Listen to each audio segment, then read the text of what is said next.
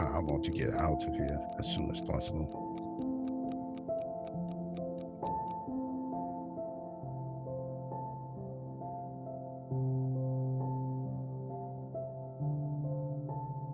In this place, everything is fake.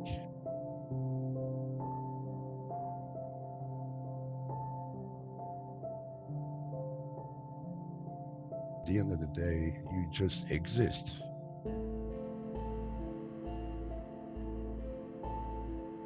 It's incredibly isolating and dehumanizing. When you live in a long-term care facility, you live in segregation from the rest of society. You become invisible.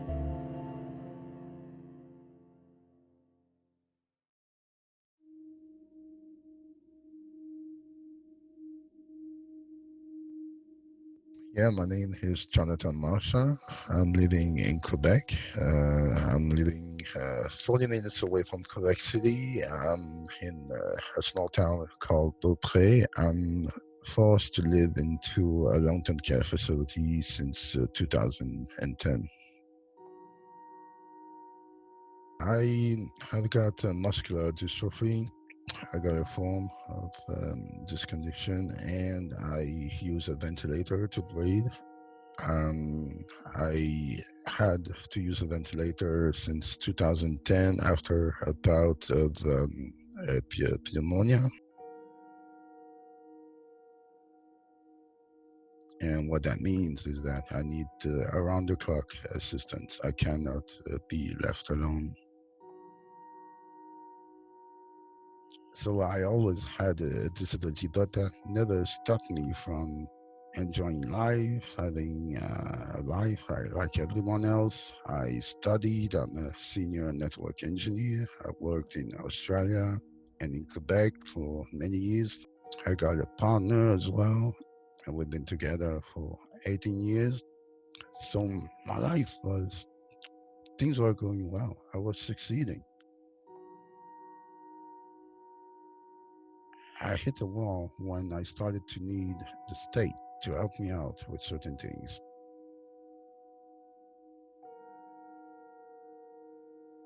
So the first few weeks when I entered the facility, I didn't know what was a long-term care facility. Well, what they tell you when you enter is that you will be a resident. That means you will have rights. They will respect your privacy, your independence. But at the end of the day, it's anything but. It's incredibly strict.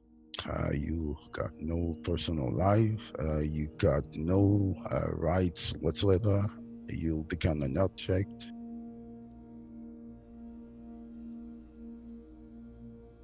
It's isolating in the sense that you don't have access to the community, to your neighborhood, to your friends, your family.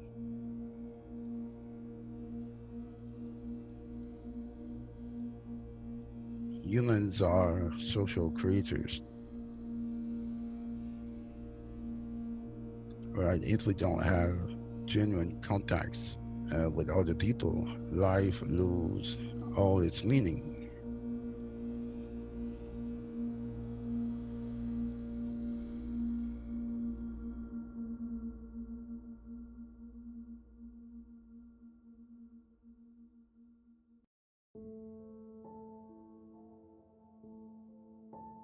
I deeply feel that we need a reform of our support system for the elderly, for people with disabilities, and their families. I built a project called a self-directed personal assistance program. It's um, it's a new program that we want to implement. I'm not the only one.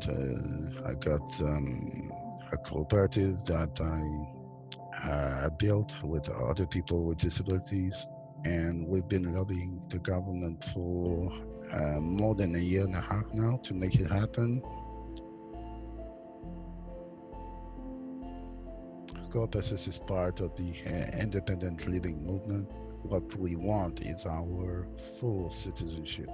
We want the same opportunities as all the other Canadians. We want to be able to have families, to be able to work and be included in society at all levels.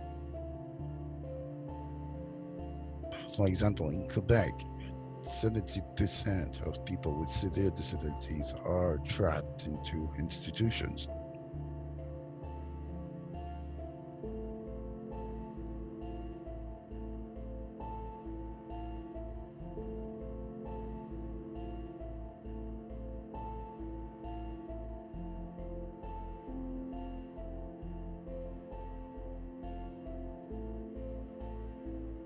If we add a lot less people inside the facilities, then we could manage this a lot better. And during the pandemic, especially in Quebec, they disallowed every visit, every essential caregivers, and even people died as a result of that because the assistance provided inside the long-term care facility is not enough often. So some people are really dependent on their caregivers, on their families to visit them, and the government made a stop to that, and people died as a result of that. It was a huge mistake. It was not necessary, and we paid the price for that.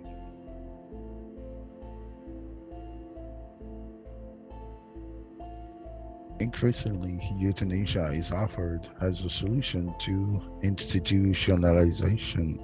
And the idea is, if you don't want to go into a long-term care facility and die slowly there, then we're gonna help you kill yourself.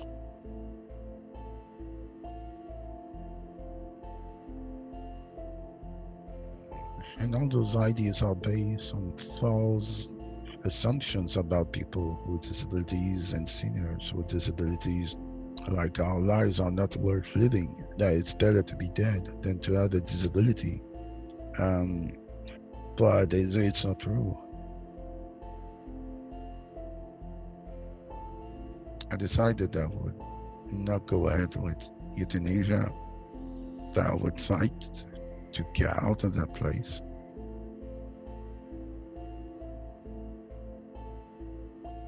Everyone is interconnected to other people. We all need the support of each other. In a world where there will be no empathy for people who need more help, would be terrible, would be something out of the nightmare of the Third Reich.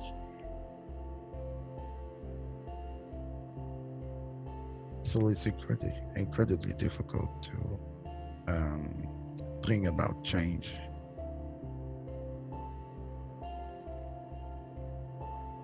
But it's entirely possible.